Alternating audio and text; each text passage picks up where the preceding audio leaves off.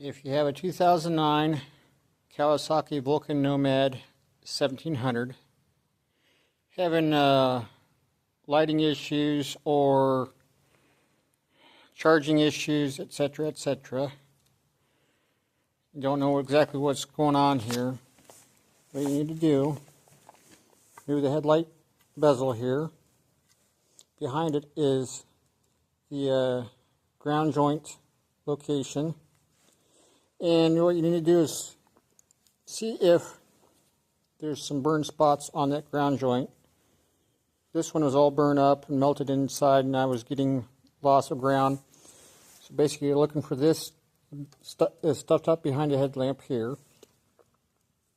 And what I did on mine is I went to a local hardware store.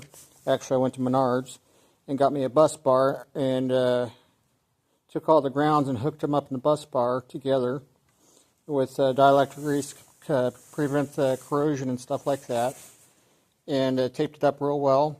And now that now I've got headlights, and everything works now.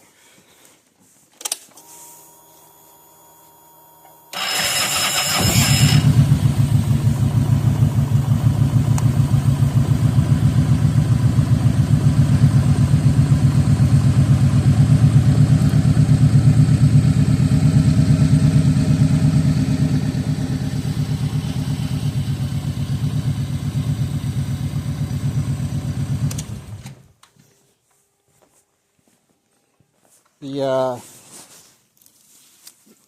wiring diagrams from Kawasaki themselves will not show you exactly where this is located at on the 2009 Vulcan Nomad 1700.